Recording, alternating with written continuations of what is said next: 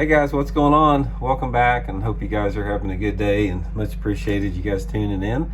And today I've got a really good tip for you guys. I'm going to show you guys how to correctly rig a Texas rig with a straight shank hook on there, because everybody I see is doing it wrong. You know, there's one way to do it. There's two good ways to do it, but there's one way that you do not want to do it, and that's the way most people rig it. And I'm going to show you how not to do that, which will lead you guys to a lot more successful hookups and a lot fewer lost fish with bass.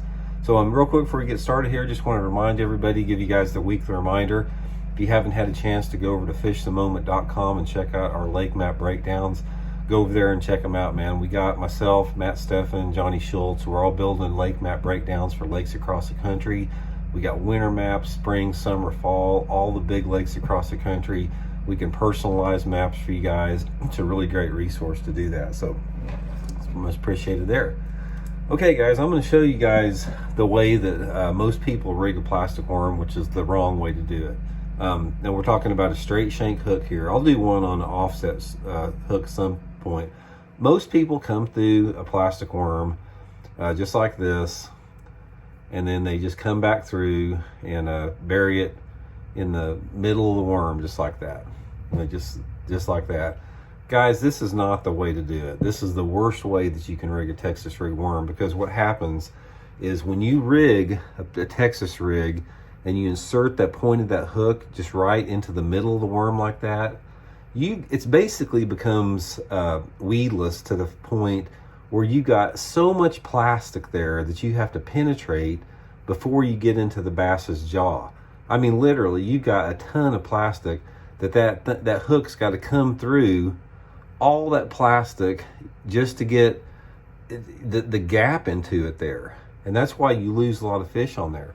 So I'm going to show you guys how you want to rig the Texas rig worm on the straight shank hook. Take the same deal, come through like you normally would, like that.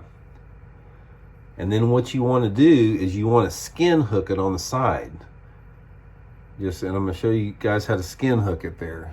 I can get a video there. Let me do it here and I'll just show you what it looks like.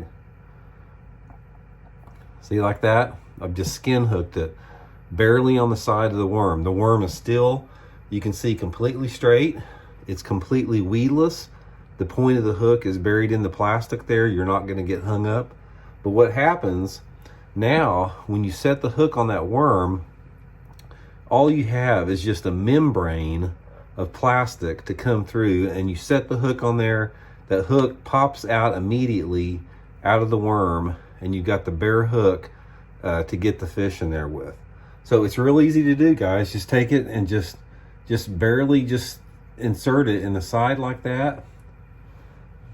And all you have to do is practice with it. And you can see how straight that worm is hanging up on the, I'm going to show you guys close up there, hanging right on the end right there. This is how I fish all my Texas rig worms. It's completely weedless, never get hung up with it, and do not lose any fish with the thing. It doesn't require near as hard of a hook set. So I'll show you some other stuff with the offset, but basically, guys, stop doing this. Stop rigging your Texas rigs like that. It's the worst way you can possibly rig it. All you're doing is impeding your hook setting abilities by doing that. So anyway, I just wanted to pass that quick tip on there. That's how I see most of the people rigging, is incorrectly like that. And we'll come back later and I'll give you guys some tips on how to rig with offset worm hook too, because there's some secrets with that too. So anyway, guys, just a quick tip. Hope you enjoyed it. Please hit that subscribe button if you liked the video. Much appreciated there, and we'll talk to you later.